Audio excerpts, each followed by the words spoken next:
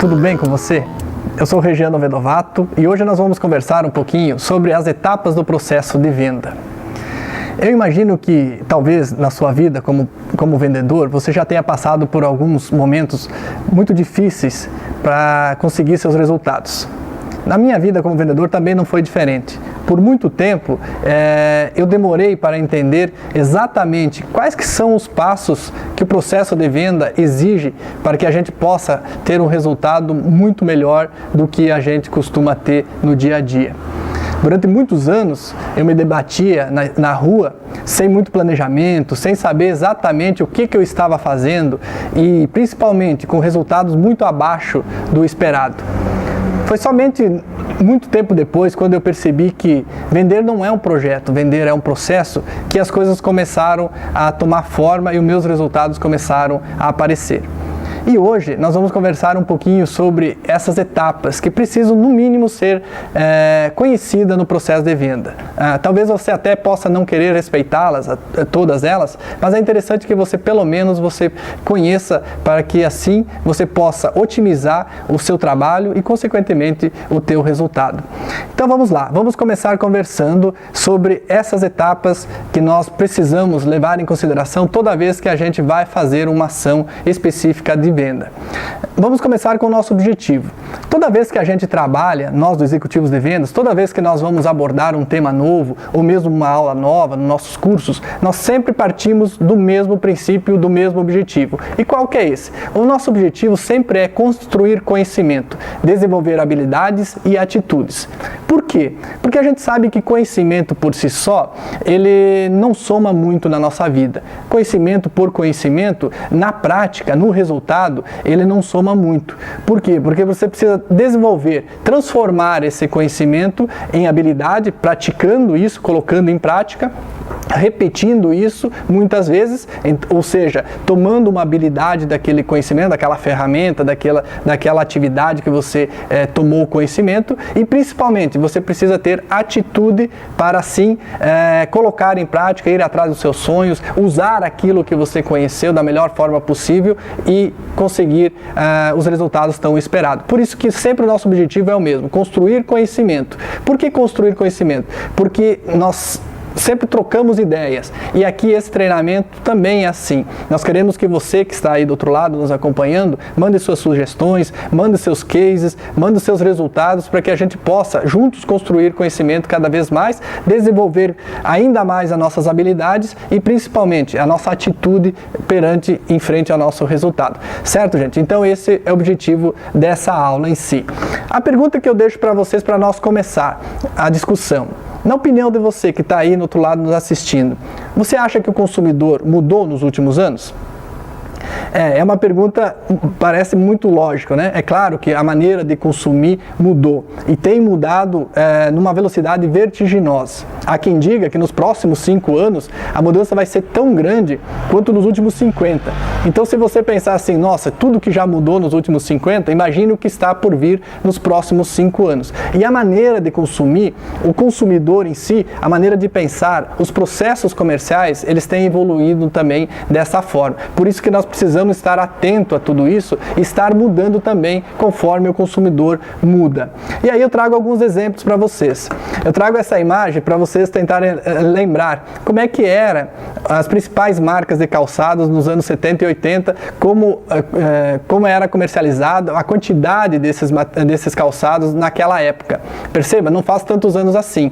Talvez você deva conhecer essas marcas que aparecem ao fundo, o tal do Quixute, a Conga, tinha outras marcas, Bamba e assim por diante. Eu pergunto para você, essas marcas ainda comercializam em grande número no dia de hoje? Não, né? Por quê? Porque a maneira de consumir, a evolução, ela vem acompanhando de lá para cá e hoje, obviamente, esses produtos não têm mais espaço no mercado consumidor, certo?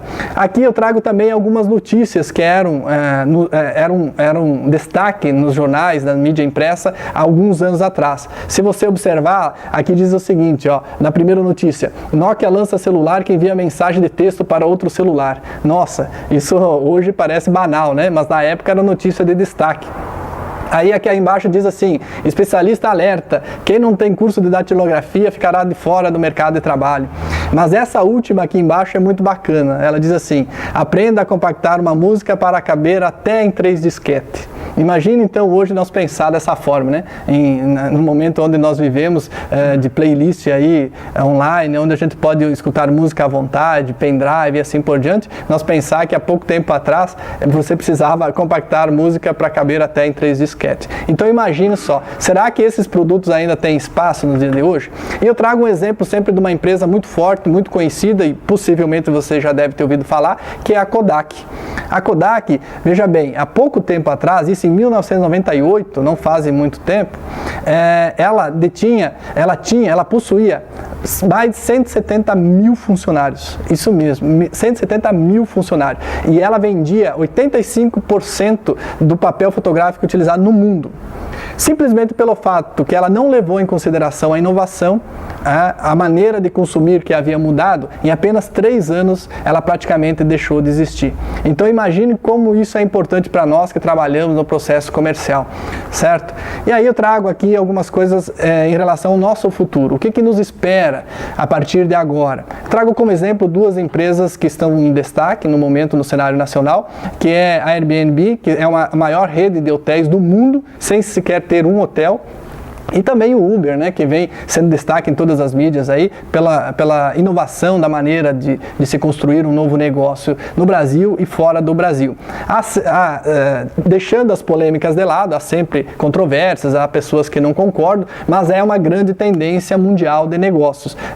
Assim como foram outras que inicialmente receberam muita resistência, e com o passar do tempo o mercado foi se acomodando e hoje elas são normal. Okay? Então o Uber também é uma maneira diferente de consumir, certo? Logo aí adiante, os carros conceitos começarão a ser fabricados em linha de produção.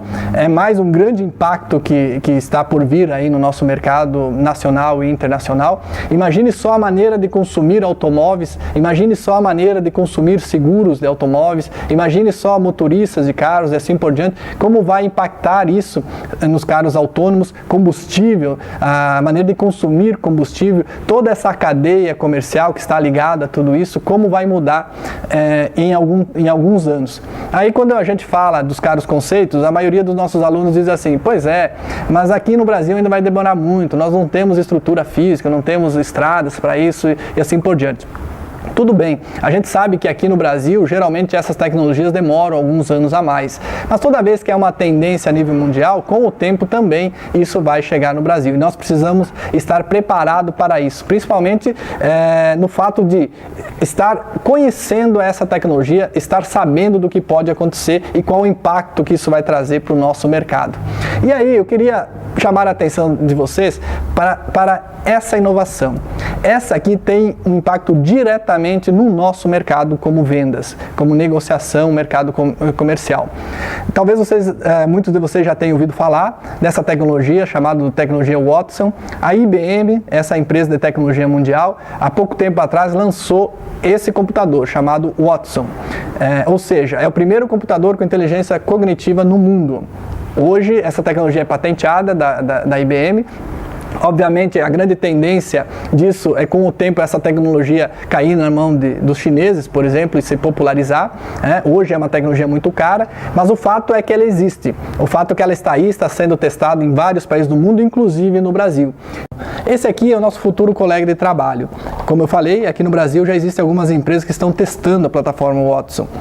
Primeiramente no pós-venda, e num segundo momento, a intenção dessas empresas é começar a colocar no televendas, assim por diante, essa plataforma também. Então nós precisamos estar atentos a tudo isso que está acontecendo no mundo, porque isso vai refletir diretamente da maneira como nós, profissionais de venda, nós, vendedores, vamos nos comportar a partir de agora para conquistar cada vez mais o nosso espaço no mercado de trabalho. Por isso eu pedi atenção, principalmente a essa plataforma. Por quê? Porque a tecnologia está aí, ela faz parte da nossa vida. E eu trago esse pequeno post do Facebook justamente para ilustrar isso. É difícil de competir, né, com a tecnologia, porque ela sabe, ela consegue entender exatamente o que a gente está pensando, né? Olha só que bacana, eu acordo pela manhã, acesso lá o meu Facebook e recebo uma mensagem dele dizendo: bom dia, Regiano, tenha um bom dia, céu limpo aqui na cidade de Erechim, aproveite o sol e assim por diante. Muitas vezes nós, seres humanos, a gente não sequer dá um bom dia para o nosso colega de trabalho, quanto mais para o nosso cliente. Então, cada vez mais a tecnologia, ela está tomando espaço muito pelo nosso comportamento do ser humano, que está deixando a desejar. E nós precisamos entender que vender não é um projeto, vender é um processo. E por isso nós precisamos respeitar cada etapa do processo de vendas, ok? Algumas pesquisas, elas são desenvolvidas no nosso segmento e é muito interessante a gente prestar atenção em algumas delas. Eu me considero um estudioso do assunto, fiz algumas pesquisas já no nosso segmento, gosto muito de estar analisando pesquisas de vários institutos.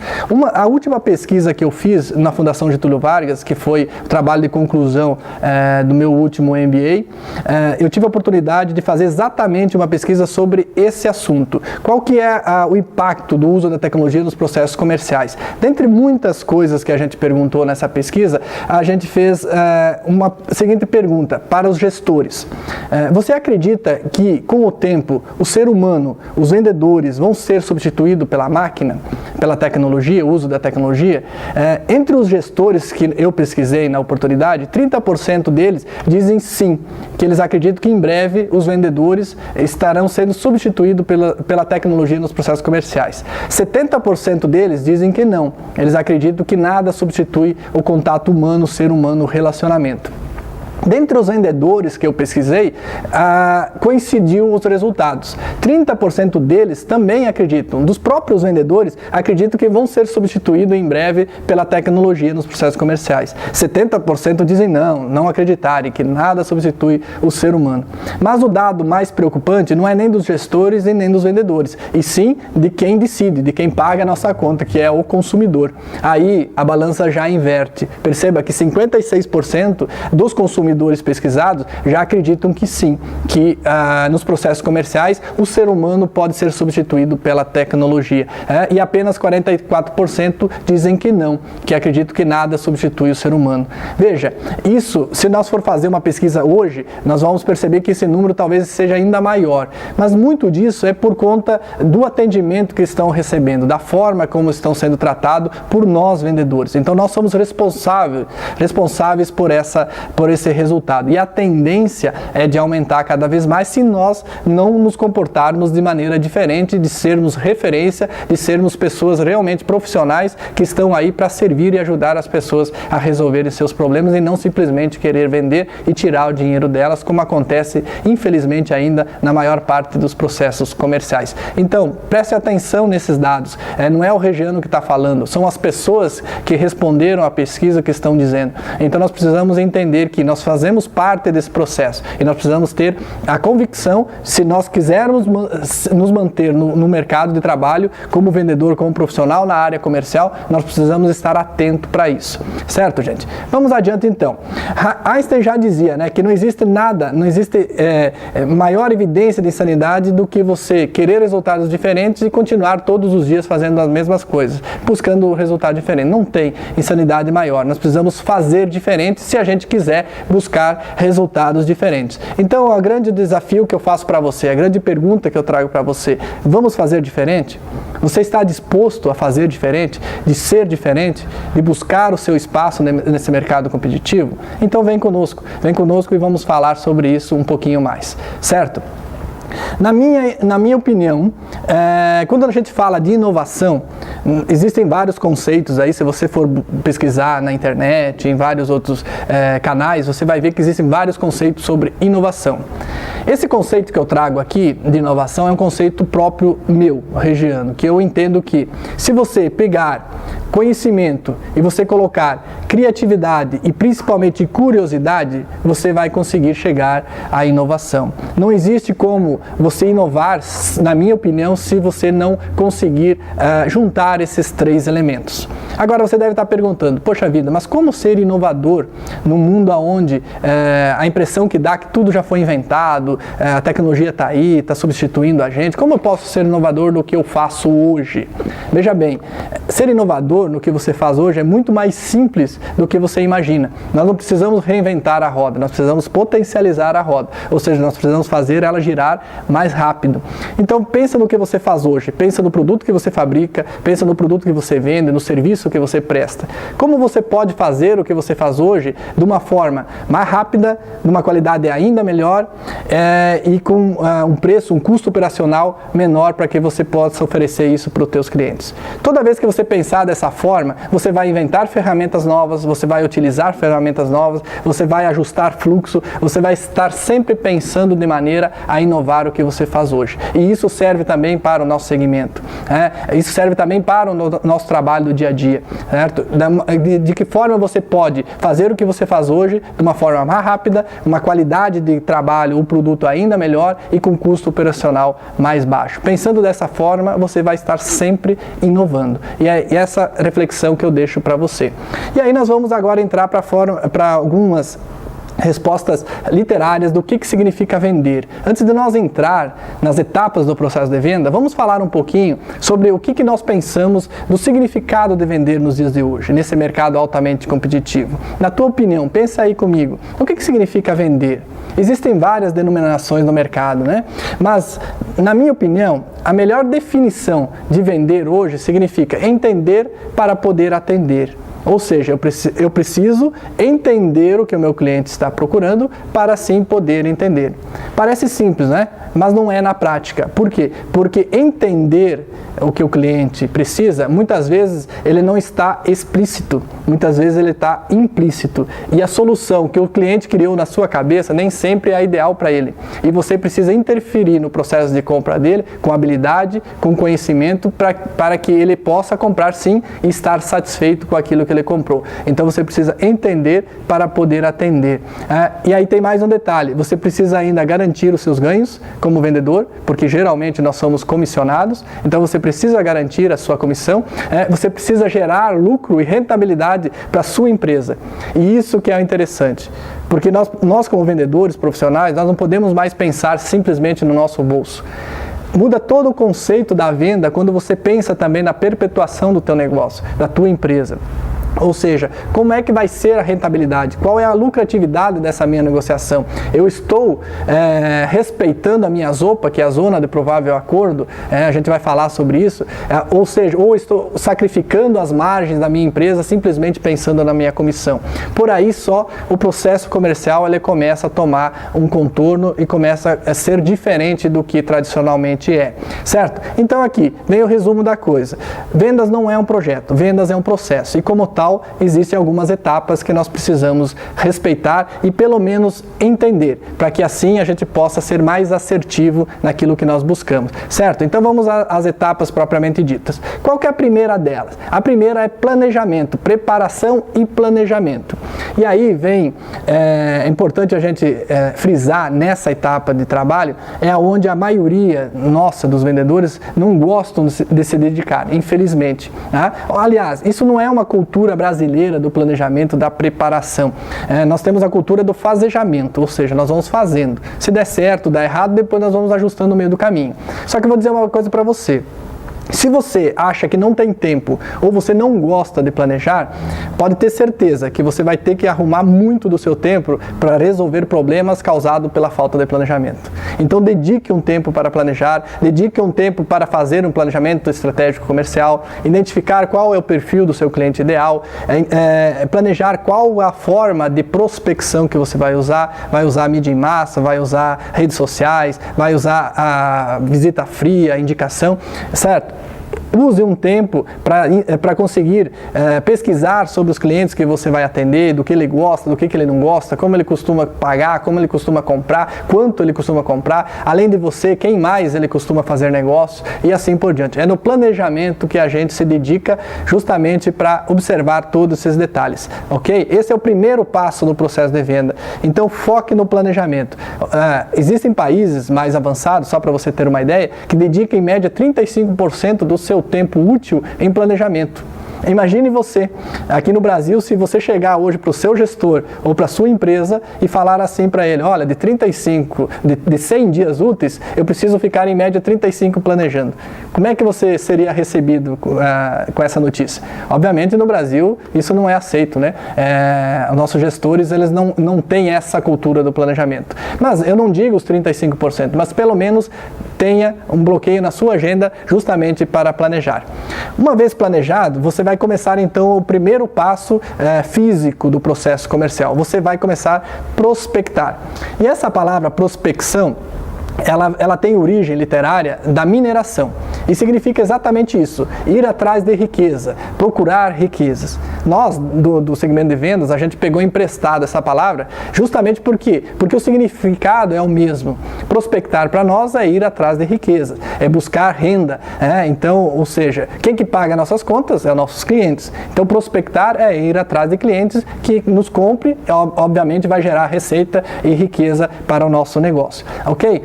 Se você planejou direitinho, nessa fase você já sabe a maneira que você vai prospectar. Ou seja, você vai usar mídia em massa, você vai fazer a prospecção passiva ou ativa, você vai sair para a rua, a sua empresa já é responsável para jogar as pessoas, atrair os prospects para o teu pipeline de vendas, para o teu funil de vendas, ou não. Ou você é responsável por buscar todo esse material humano na rua. Então é importante que, se for você já trace alguns objetivos, algumas estratégias justamente para buscar esses potenciais clientes que são chamados de prospect, né? Dentro da sua área de atuação, para trazer então essas pessoas, esses interessados ao seu negócio e ao seu serviço. A partir do momento que você prospectou essas pessoas, você vai para a outra fase, a abordagem. Você precisa então abordar, independente se a sua venda for ativa, que você vai atrás do cliente, ou passiva, que você recebe o cliente no seu estabelecimento, você precisa se preparar para essa abordagem. Veja bem, se você já fez uma pesquisa prévia, você já deve saber mais ou menos como se comporta o perfil de comportamento do seu cliente. Se você não fez, você tem poucos minutos justamente para observar alguns detalhes na maneira de abordar. Por quê? Porque existem formas vendedoras de abordagem e existem formas que acabam afastando os clientes. Então, muito cuidado na hora de você fazer a abordagem. É muito interessante que isso, você crie um script, se for necessário, para que você tenha pelo menos as palavras-chave, as palavras mais importantes do seu negócio, do seu produto, para que você não esqueça na hora de gerar o interesse na pessoa que você está abordando. Porque a grande sacada da abordagem é justamente isso, é conseguir a atenção, gerar um interesse na pessoa que está te ouvindo, para depois ela permitir você seguir adiante e criar um desejo para o seu produto e o seu serviço. E toda vez que nós vamos abordar alguém, nós precisamos entender alguns aspectos.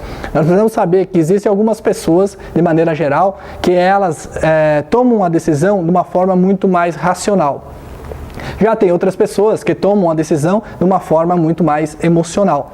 Tem algumas pessoas que elas demoram um pouco mais para tomar a decisão, elas são mais lentas para tomar uma decisão de compra. Algumas pessoas são mais rápidas, elas tomam a decisão muito mais rápida. Entre as pessoas que tomam a decisão de forma racional, mas demoram para tomar a decisão, existe uma pessoa chamada analítico, que é um perfil de comportamento analítico. O nome já diz tudo, é uma pessoa que gosta de analisar, ela é muito racional, ela gosta de dados, ela gosta de número, ela gosta de planilha, ela gosta de analisar o escopo da tua proposta, ela gosta de analisar item a item. Então, a pessoa analítica, ela não gosta de desorganização. Eu costumo dizer o seguinte, experimenta você marcar um horário com uma pessoa analítica e chegar 10 minutos atrasado. Possivelmente ela vai te receber, talvez até ela te receba, mas o tratamento com você não vai mais ser o mesmo. A pessoa, me perdoe, a pessoa analítica, ela não suporta desorganização. Se você ficou de enviar uma proposta comercial hoje para uma pessoa analítica, envie, porque se você enviar amanhã, ela não vai mais olhar da mesma maneira. Então, muito cuidado como você trata uma pessoa analítica, principalmente na forma de abordar, ok? Aí, entre as pessoas que também são mais lentas para decidir, mas são muito mais emocional, tem os afáveis, os carentes, né? Com certeza você já deve ir identificando aí na sua cabeça muitos desses clientes, perfis de pessoas que estão hoje na sua carteira. A pessoa afável é aquela pessoa que você precisa bloquear na sua agenda um tempo para dar atenção para ela, porque ela precisa falar da vida dela para você, ela precisa falar de como andam os negócios, ela precisa falar dos filhos, do hobby, assim por diante. Então você precisa bloquear na sua agenda um tempo um pouquinho maior para dar de atenção para essa pessoa. Nesse tipo de cliente, esse tipo de personalidade, eles apostam muito no relacionamento a longo prazo. São pessoas muito mais fáceis até de você ter como fiéis na sua carteira. Só que elas, em alguns momentos, ela precisa de uma ajuda sua para tomar a decisão, porque ela é muito carente e ela demora muito para tomar essa decisão. Então, em alguns momentos, você precisa auxiliá-la para que ela possa tomar essa decisão de compra. Nós temos também, entre a pessoa que decide pelo lado emocional, mas já é um pouco mais rápida, toma decisão mais rápida, é o expressivo. Ou seja, é aquela pessoa que quer chamar a atenção, onde ela chega, ela quer ser o centro da atenção. É aquela pessoa que tem 3, 4 perfis no Facebook, todos lotados de gente, é amigo de todo mundo, mas ninguém é amigo de verdade, ok? É uma pessoa geralmente bastante desorganizada, toma decisão muito pelo impulso. Vamos dizer assim, ela é uma pessoa que talvez você já deve identificar aí, eu falando dessa maneira, talvez ela marque contigo uma reunião, você chega lá, ela marcou mais 1 ou 2 no mesmo horário, ela acabou se perdendo na organização dela, e muitas vezes não é por mal, é o estilo expressivo de ser, e ela acaba sendo um pouco desorganizada. Ao contrário do analítico, o expressivo geralmente é desorganizado. É aquela pessoa que toma decisão mais no impulso, e de uma forma emocional, e com o tempo, daqui a pouco vai passando o tempo, ou ela te liga, ou ela pede para ir tirando alguns produtos do pedido que ela fez, porque ela lembrou que ela precisa fazer alguns pagamentos e assim por diante, certo? Então, muito cuidado também na hora de abordar o expressivo, justamente da maneira que você precisa tratar eles.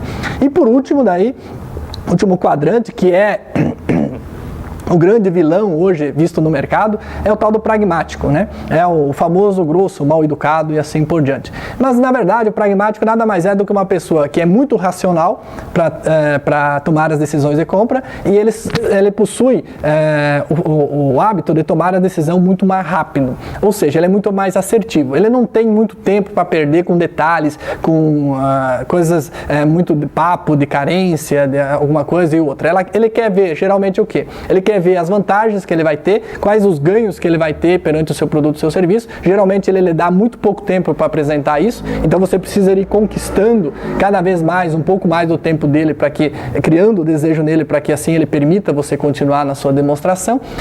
Mas ele geralmente é assim, se ele perceber que ele vai ter vantagem ou ganho naquilo que você está oferecendo, ele faz negócio. Esse é o famoso pragmático. O que irrita um ou outro? Eu costumo dizer o seguinte: se você não sabe, o ideal é com o tempo você flutuar entre todos esses quadrantes, ou seja, você saber tratar o analítico como analítico, saber tratar o afável como afável, saber tratar o expressivo como expressivo e saber tratar o pragmático como pragmático, ok? Mas se você não sabe ainda como dominar e flutuar nesses quadrantes, pelo menos faça algo, cuidado para não irritar essas pessoas. O que você evita de irritar esse cliente? Simplesmente você não agindo de forma contrária àquele perfil de comportamento, ou seja, o que irrita o analítico? É a pessoa desorganizada. Então não seja desorganizado com o analítico. Da mesma forma, o contrário. O que irrita o expressivo? Muito método, muito detalhezinhos e tal, para o expressivo não é interessante. Então seja um pouquinho mais informal para tratar com as pessoas expressivas. Do mesmo jeito, o outro quadrante. O que irrita o pragmático? É você ser muito carente, muito afável, querer a atenção dele, querer falar de futebol, falar da família. Ele não quer saber disso, ele quer saber de qual que é os ganhos, as vantagens que ele tem naquele produto, serviço que você está mostrando. Da mesma forma, se você for muito pragmático com o afável, o carente, e você não dá a atenção que ele está desprendendo, que ele está precisando, e o teu concorrente der, é óbvio que ele vai fazer negócio com o concorrente. Então, assim, não quer irritar o teu prospect, o teu potencial cliente, ou mesmo o teu cliente, não haja de maneira contrária no comportamento. Pelo menos dessa forma você não vai irritar essa pessoa e você tem uma abordagem muito mais tecnicamente, muito mais assertiva. Ok? Uma vez abordado, então, nós vamos para o próximo passo do processo comercial, que é o diagnóstico. Na minha opinião, Essa etapa aqui, ela é conhecida também por muitas pessoas como levantamento de necessidade, entrevista, como queira chamar, eu chamo de diagnóstico. É nessa fase que você vai entender literalmente o que o cliente está precisando. Lembra que nós falamos? Porque até esse momento, nós armamos uma suposição. Nós imaginamos, dentro da nossa experiência, dentro da nossa expertise, o que seria ideal para ele. Mas é nessa fase que nós vamos realmente descobrir se aquilo que nós imaginamos para ele é certo ou não. Por quê? Porque a gente vai descobrir quais que são as necessidades explícitas e as necessidades implícitas. E como é que a gente vai fazer isso? Através de perguntas inteligentes. Perguntas de situação, perguntas de necessidades, de expectativas e assim por diante. Você precisa realmente conseguir entender exatamente o que ele está buscando, de que forma, qual é a dor dele, qual é o problema que ele está tentando resolver, para assim você pensar de que forma o teu produto, o teu serviço possa ajudar. Numa maneira muito simples, nessa fase você simplesmente vai criar moldes na cabeça do cliente. Você não vai falar de produto e serviço. Você vai criando moldes de uma forma que ele perceba qual que é realmente o problema que ele está enfrentando. Para depois, no prognóstico, que é a próxima fase, você simplesmente chegar com o teu produto, seu serviço, que é a peça no molde, e colocar, encaixar exatamente para resolver o problema do teu cliente com o teu produto ou teu serviço. Certo? Uma vez feito isso, a quantidade de objeções tende a diminuir. Mas mesmo assim pode acontecer, então você vai para a próxima fase, que é a fase da negociação. Aí, obviamente, eu aconselho sempre que você tenha um repertório de técnicas de negociação sempre pronta, com habilidade, inconscientemente já de uma forma fixada na sua cabeça, no seu inconsciente, justamente para que ela não transmita que seja algo preparado, que seja algo natural, para que você use isso com habilidade na tua negociação. Utilize as técnicas de negociação, porque os clientes, eles sabem quando estão comprando de um campeão ou quando estão comprando de um amador. Uma vez negociado, aí você vai para o fechamento, certo? O fechamento nada mais é do que toda a parte burocrática, a forma de pagamentos, condições, contrato assinado e assim por diante. Ou seja, você precisa assinar contrato, como ele vai fazer o pagamento, assim por diante, ou oficializar todo o processo de negociação que você chegou até agora. E aí você vai então para o último passo, que nada mais é do que o primeiro passo de todo o processo novamente, que é o pós-venda. Infelizmente, muitas empresas ainda não se atentaram à importância que o pós-venda tem no processo comercial. Porque o pós-venda, na verdade, nada mais é do que uma pré-venda, o início de uma nova venda. E é importante que você tenha isso dentro do teu planejamento e você considere essa importância no processo comercial logo em adiante. Por quê? Porque você pode voltar a vender novamente mais produto, mais serviços para esse mesmo cliente, ou simplesmente ele estando satisfeito, você conseguir novas indicações. Perceba que é um processo que não termina nunca. Então, veja bem, nós começamos lá do início, né? Planejamento, prospecção, aí você foi para a abordagem, aí você foi para o levantamento das necessidades, o diagnóstico, daí depois, sabendo o que o cliente precisa, nós então oferecemos uma proposta de valor, que é o prognóstico, ou seja, como o meu produto, o meu serviço pode ajudar esse cliente, esse prospect. Aí depois então eu vou para a negociação, vou para o fechamento e o pós-venda, que nada mais é então do que o acompanhamento para que o cliente perceba exatamente o valor que ele comprou, por que ele pagou o valor X, o Y, o Z daquele produto, perante aquilo que nós oferecemos para ele, para que ele consiga perceber exatamente o valor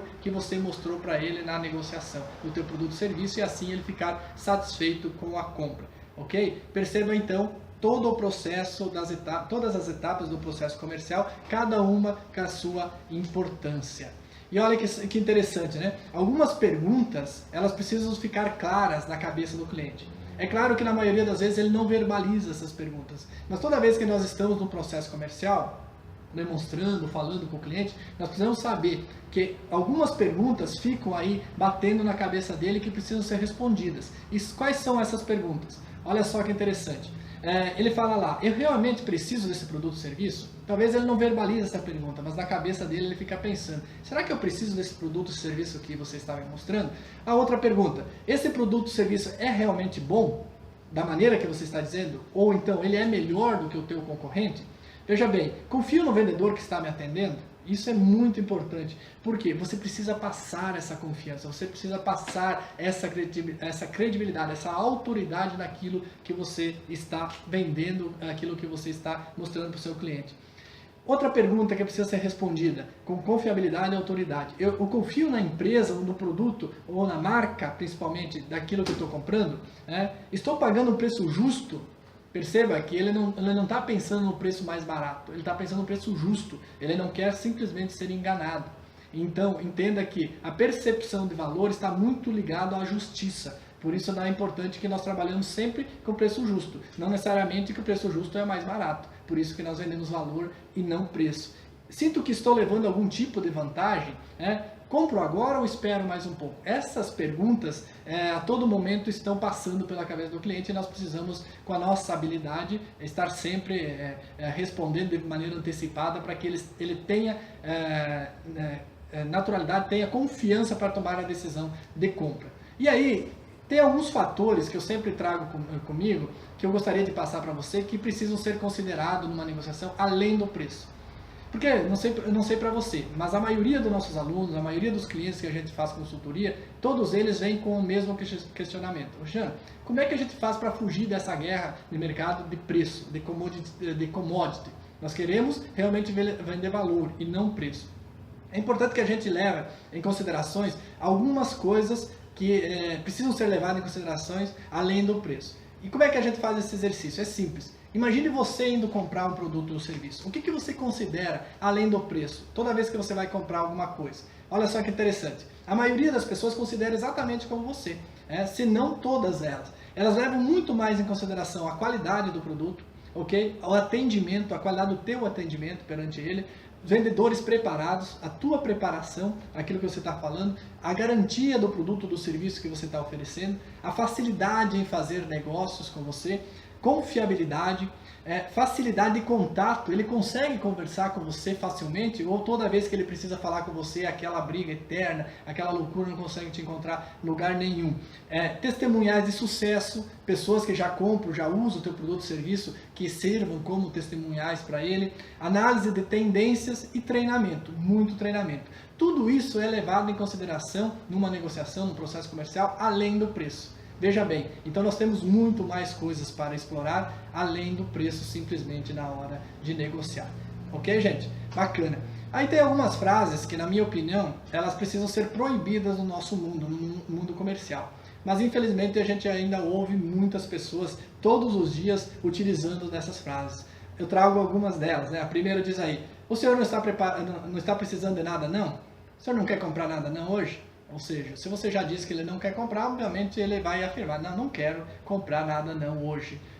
Acho que não vou vender nada hoje. Tem pessoas que já acordam de manhã com esse sentimento, nossa, hoje eu estou tão mal, estou tão down, tão para baixo que eu acho que não vou conseguir vender. É óbvio que se você pensar dessa forma, você não vai vender mesmo, Ford já dizia, se você pensa que pode, pensa que não pode, nas duas opções você está certo. A outra aqui, na minha região não vende. Nossa, é impressionante como a gente ouve isso. Na minha região não vende. Ou mais, só vende se der desconto. E aí a gente pega profissionais que trabalham com o mesmo produto, na mesma região geográfica, com as mesmas condições de trabalho e possuem resultados totalmente diferentes. E aí a gente começa a perceber a grande diferença de um e o outro. A culpa é do governo. Nós sabemos que vivemos num país complicado, com uma carga tributária enorme, uma dificuldade de acesso por todas as vias, mas a gente também não pode colocar simplesmente a culpa no governo e acabar botando os nossos sonhos para que as outras pessoas decidam. Então, se você é um profissional e quer ser um profissional de sucesso, referência, você não pode ficar esperando pelo governo. Você precisa, sim, fazer a tua parte e, paralelamente a isso, eu não digo aqui que você não precisa lutar pelo que você acha que é certo. Muito pelo contrário, acredito muito, você precisa lutar. Mas, paralelamente, é o que você faz, a tua parte, o teu empenho para que você possa conquistar os teus sonhos. Eu, se fosse você, não iria deixar de forma terceirizada os meus sonhos. Ou seja, eu sou dono dos meus sonhos, eu sei aonde eu quero chegar e por isso eu não deixo na mão do governo a culpa pelo meu sucesso ou pelo meu fracasso. O problema é a crise. Isso a gente ouve todos os dias. Agora, eu falo para você, se é para a gente falar de crise, então vamos falar pelo menos das últimas 40 que nós já passamos nos últimos anos, né? Porque não só brasileira, a nível mundial. A crise faz parte do nosso cenário econômico, faz parte da nossa vida e nós sobrevivemos a todas. Nós vamos sobreviver a essas crises também, a essa que nós estamos passando nesse momento. O que muda é o seu comportamento perante a crise. Se você ficar simplesmente se lamentando e não conseguir vender por causa da crise, obviamente não vai conseguir mesmo, certo? Mas o fato é, essa crise vai passar. Nós já passamos por várias. Como é que você está enfrentando isso? Não está na hora de você entrar em contato com o teu cliente e levar boas notícias, levar boas novas, ou simplesmente aceitar e se queixar por conta da crise a todo momento? Não tenho tempo. Nossa, essa frase chega a machucar o coração da gente. Quando a pessoa fala que não tem tempo para fazer as vendas da maneira que tem que fazer, que não consegue planejar porque não tem tempo, não consegue fazer o passo a passo da venda porque não tem tempo. Gente, se você não tem tempo para isso, com certeza você não vai ter tempo para ter o resultado que você precisa. Então, muito cuidado com essas frases que, na minha opinião, elas deveriam ser proibidas para quem quer ser referência e diferente no mercado. Ok? Vamos fazer então agora brevemente uma rápida revisão do que a gente conversou até agora. Nós estamos chegando ao final desse módulo, para que a gente fixe aí na sua cabeça exatamente o que nós conversamos durante essa aula. Nós começamos lá falando um pouquinho da inovação, das tendências, o que vai acontecer no mercado nos próximos anos, o que vem acontecendo nos últimos anos. Nós falamos lá da plataforma Watson, que é uma plataforma, uma inovação que está vindo aí no mercado, que tem um impacto direto no nosso segmento. Aí depois nós falamos, deixamos claro que vender não é um projeto, e sim é um processo, e como tal nós precisamos respeitar cada passo desse processo de vendas.